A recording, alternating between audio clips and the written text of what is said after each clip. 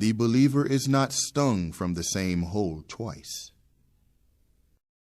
After the Battle of Badr, Abu Azza al-Jumahi, a poet, was a prisoner in the hands of the Muslims.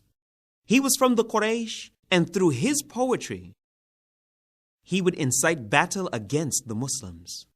After his capture, he said to the Prophet Muhammad sallallahu alaihi wasallam, "Indeed, I am poor, and I have many dependents that are needy, and you know of this. So please have mercy upon me, and may Allah have mercy upon you." The Prophet sallallahu alaihi wasallam did so and released him.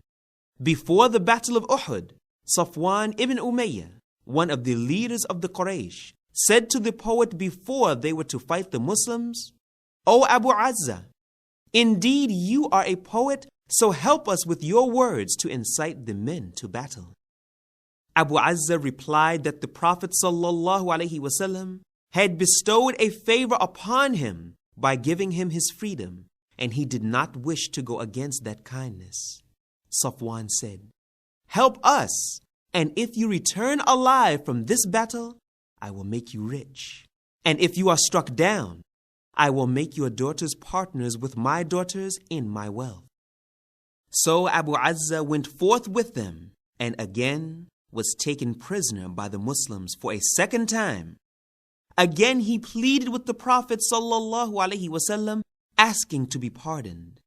The Prophet ﷺ said to him, "By Allah, your cheeks will not touch Mecca, and you will not be able to say that indeed you have deceived Muhammad twice. Indeed, the believer is not stung from the same hole twice. O Zubayr, strike his neck." Zubayr struck his neck, and he was killed. Do not judge by one's clothes. On the day of Qadisiyah, during the caliphate of Omar radiyallahu anhu, the famous companion Sa'd ibn Abi Waqqas radiyallahu anhu sent Rib'i ibn Amir radiyallahu anhu to Rustam, the leader of Faris, meaning Persia. Ibn Amir entered upon Rustam's gathering place that had been beautified with gold, silk, pearls, and gems, and upon Rustam's head was a crown. Ibn Amr continued to ride on his mount until he reached the edge of the extravagant carpet, where he descended. He wore a simple, tattered garment along with his armor and helmet. The guards asked him to remove his armor, and he replied, "Indeed, I have not come to you except after you had invited me. If you leave me as I am, I will see your king. If not, then I will return from whence I came." Rustam advised his guards to let him proceed. Ibn Amr went forward, leaning on his spear, which tore the carpet. The king's advisors asked him what had brought him to them. He responded, "Allah has sent us to take whom He pleases from the worship of slaves to the worship of Allah, and from the narrowness of the world to its vastness, and from the oppression of religions to the justice of Islam. He has sent us with His religion to the creation so that we may invite them to it, and whoever accepts it, we leave alone. However, whoever refuses, we fight continually until we reach Allah's promise."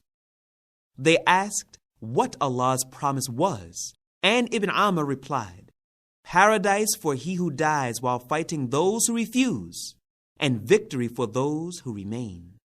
Rustam said, "I have heard your speech and will grant us reflection on this matter for us and yourself." Ibn Amr agreed and asked if he should return in a day or two. Rustam replied that they would require time to take counsel, to which Ibn Amr replied that the Prophet ﷺ had not set a precedence for them to delay the enemies while they are about to meet with them for more than 3 days. Rustam asked if Ibn Amr was the leader, and he replied to this inquiry that no, he wasn't, but the Muslims act as one body, and that the least of them in status may take one into their protection without the permission of those with higher status. Rustam gathered with the leaders of his people, and at first he was inclined to Ibn Amir's words. He said, "Have you ever seen anything more honorable, upright, and superior than the speech of this man?" They replied, "We seek refuge in God that you lean toward anything that he said, leaving your religion for this dog. Did you not see his garments?" Rustam answered, "Woe unto you! Do not look at one's garments, but rather at his words, opinions, speech, and character." The first university. The first university in the world was the University of Qarawiyyin in the city of Fas in Morocco, which was ordered to be built by Muhammad ibn Abdullah al-Fihri al-Qirawani. Fatima and Maryam, his two daughters, made sure it was built as per their father's request. It was completed in 859 Hijrah and was originally a mosque for prayer, as well as an institution for knowledge and Islamic jurisprudence. The sagacity of Suhail ibn Amr. Suhail ibn Amr, Harith ibn Hisham, Abu Sufyan ibn Harb, and other leaders and chiefs of the Quraysh were waiting at the door of Umar ibn al-Khattab radiyallahu anhu. Also waiting there were Suhaib, Bilal, and other freed slaves who participated with the Muslims in the Battle of Badr. The permission was given to the freed slaves to enter and not to Suhail and his companions. Abu Sufyan said, "I have never seen a day where slaves such as these have been allowed to enter while we have been left at the door. And Omar has not even turned to see us." Suhail ibn Amr, a profound and poignant speaker, said, "O people, by Allah, I see by your faces that you are very angry, but be angry at yourselves. They were invited to Islam, and you were invited to Islam. They hastened to accept, and you tarried." Hassan replied, "By Allah, Suhail has spoken the truth. Allah the Exalted does not equate the slave who hastens to him with the slave who tarries." Aisha bint Talha.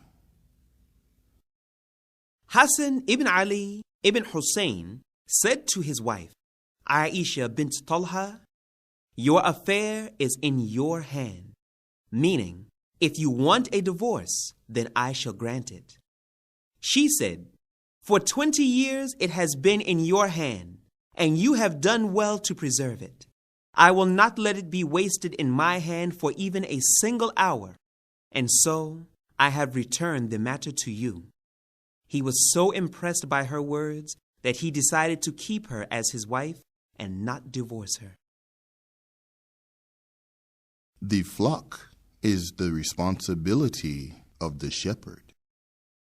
Sa'id ibn Amir radiyallahu anhu said to Umar ibn al-Khattab radiyallahu anhu, "Indeed, I advise you with words that are taken from the comprehensive precepts of Islam. Fear Allah in how you deal with people, and do not fear people with how you are with Allah. And let not your speech be contrary to your actions, for indeed, the best of speech is that which is in accordance with action. Love for those Muslims that are near to you and those that are far, that which you love for yourself and for your family. Do not fear blame or hardship in your quest for what you know to be true."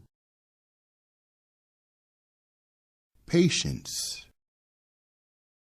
Ali ibn Abi Talib radiyallahu anhu went to Ash'ath to console him upon the death of one of his sons. He said, "If you are sad, then you are deserving of mercy. But if you are patient, then Allah gives you something in place of what was lost or destroyed." And know that if you are patient, everything that was destined for you and preordained for you will occur, and you are rewarded. If you complain and are hopeless, then likewise all that was destined for you will occur, except that you will be blamed for your impatience at Allah's will. Allah's angels. The famous and eminent companion, Abdullah ibn Salam, radiyallahu anhu, was a righteous Jew before the coming of Islam, and in fact was a known scholar for his religion. He accepted Islam with great sincerity. The Prophet ﷺ said to him, "You have two rewards, one for your previous religion and the second for this time after your acceptance of Islam." Many years later, those who were rebellious during the caliphate of Uthman radiyallahu anhu wanted to kill him. Abdullah ibn Salam said to them, "O people, do not unsheath your sword against him, for if you do, you will not put them back in their sheaths. Your leader today stands with a shield, but if you kill him, he will stand with a sword. Woe unto you! Indeed, Al-Medina is surrounded by angels, and if you kill him, those angels will leave us." They said, "O son of the Jew, what is it to you, this affair?" So he left them. The fighting ensued, and all that he warned against did occur. Indeed, our return is to Allah, and to Him we belong. The slow one. Muhammad ad-Dari related the following: "Among us, there was a rather slow and heedless man. He left the city of Dar, taking with him 10 donkeys. He mounted one of them and then counted 9 donkeys in his flock. He descended and then counted 10. He did this a number of times and then said, 'For me to walk and gain a profit of 1 donkey is better than for me to ride and lose 1 donkey.' He continued to walk and almost died from weakness until finally he reached his village." Mother of the martyrs. When Muthanna ibn Haritha al-Shaybani went to Qadisiyah during the caliphate of Umar ibn Khattab radiyallahu anhu, Khansa was with her 4 children that were accompanying the army on the day of battle and the night before it. Khansa gathered her children to guide and incite them to fight with bravery. She warned them from wanting to flee from battle while reminding them of the merits and rewards of martyrdom in the way of Allah the Exalted. She said to them, "O my children, you have accepted Islam in obedience and you have migrated by your own choice. And you know of the plentiful rewards that Allah has prepared for the believers for fighting those who do not believe. Know that the final abode is better than this transient one.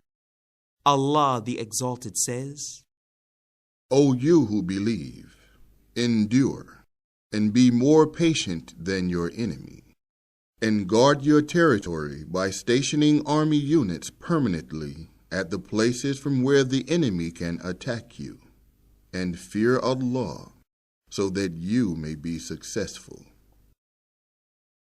Khansa's children went forth to fight with determination and firmness in faith. They were all martyred by Allah's will.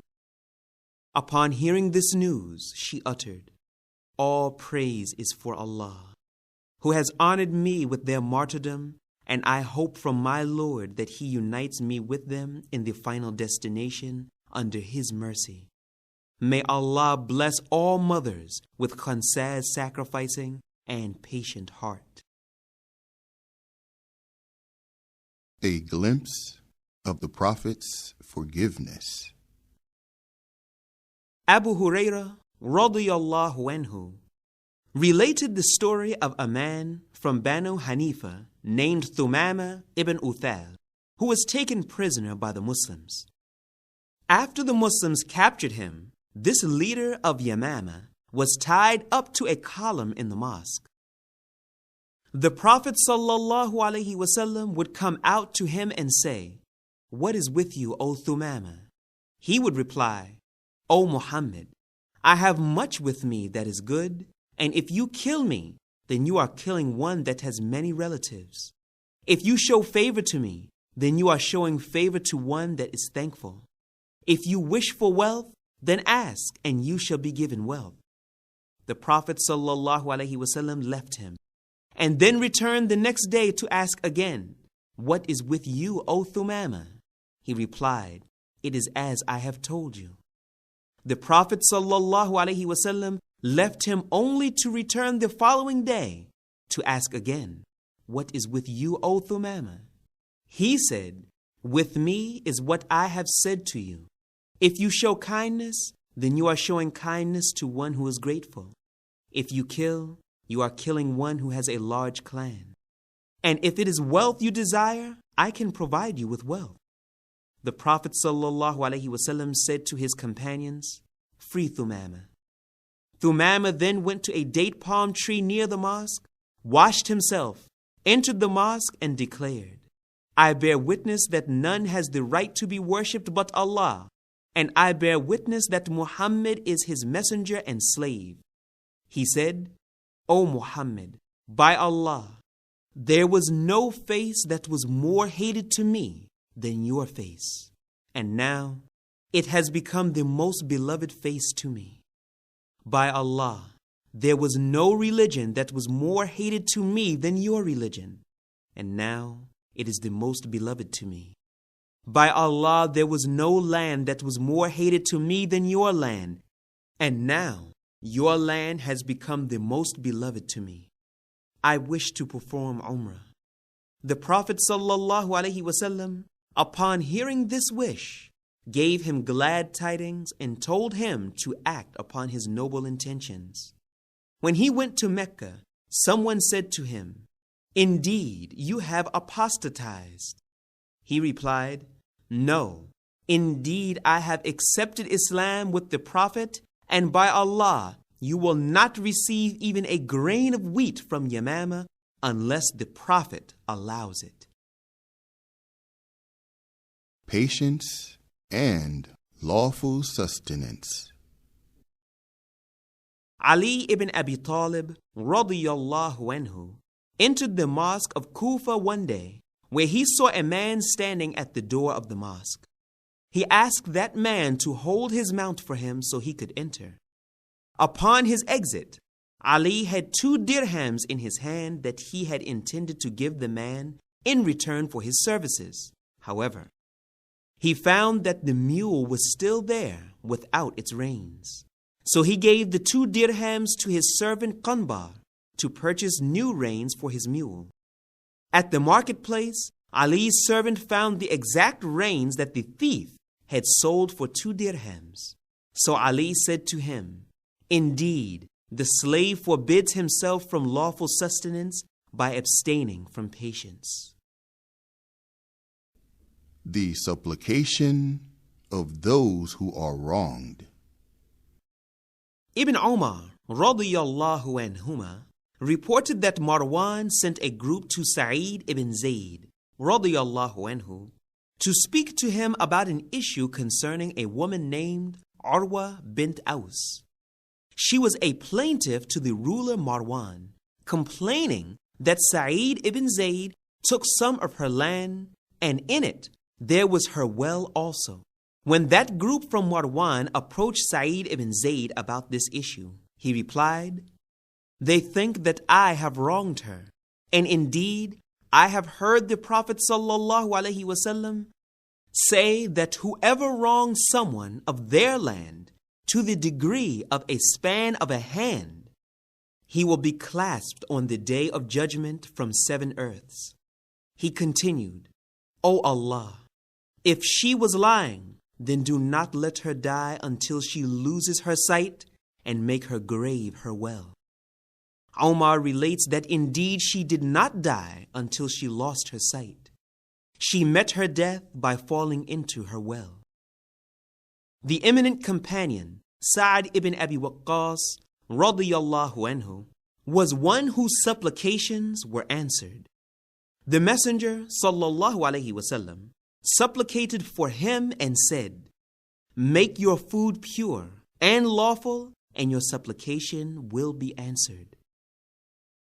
It is reported from Jabir ibn Samira, radiyallahu anhu, in Sahih al-Bukhari and Sahih Muslim, that the people of Kufa complained to Caliph Omar about their governor Sa'd concerning all matters. They even said of Sa'd that he did not pray properly. Sa'd explained that he prayed with them the prayer of the Messenger of Allah sallallahu alaihi wasallam. Omar radiyallahu anhu said that this is what he would expect from him. Omar sent people to Kufa to inquire about the governor, Sa'd.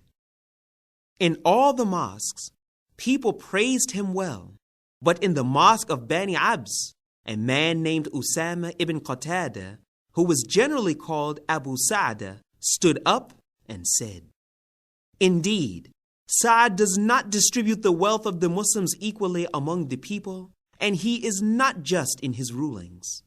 News of this statement reached Sa'd radiyallahu anhu, and he said, "O Allah, if this slave of yours has stood up to show off or to gain a reputation by uttering falsehoods, then prolong his life, prolong his state of poverty, take away his sight, and afflict him with trials." The narrator continues to report that after that, he saw him as an old man whose eyebrows fell over his eyes, standing in the road, winking at young girls. He even said about himself that he was an old man put to trial through the supplication of Sa'd. They were trying to make him angry. Ahnaf ibn Qais was famous for his forbearance and patience and for not becoming angry. Some of his companions gathered together and decided that they would try to do something to arouse his anger. One of them went to him proposing to marry his mother. Ahnaf said, "We are not rejecting you because we think your status is too low, nor because we lack the desire to be related to you through marriage. Rather, it is because my mother is old in age. She is almost 70. And you are a young man in the prime of your youth. You need an affectionate and fertile woman who will take from your manners and learn from your character." He then said to the young man, "Return to your people and inform them that you are not able to make me angry." A beautiful approach to exhorting to Islam. Abu Huraira radiyallahu anhu related that one day he passed by the marketplace of Al-Madinah and stood there and said to the owners of the shops, "O people of the marketplace, what has rendered you incapable?" They replied, "What are you referring to, O Abu Huraira?" He said, "There is the inheritance of the Prophet being distributed, and you are here? Will you not go there and take your share of the inheritance?" They said, "Where is it?" He replied, "In the mosque." So they raced out all together from the marketplace to the mosque to receive their share, and Abu Huraira radiyallahu anhu remained there waiting for their return. They came back looking disappointed. Abu Huraira asked them what they found at the mosque. They replied, "O Abu Huraira, when we went to the mosque, we did not find any inheritance or estate that was being distributed." Abu Huraira asked them what they saw in the mosque. They recounted that they saw a group engaged in prayer, and another busy in the recitation of the Quran, and another studying what is lawful and not lawful. Then Abu Huraira radiyallahu anhu said to them, "Woe unto you, for that is the inheritance of Prophet Muhammad."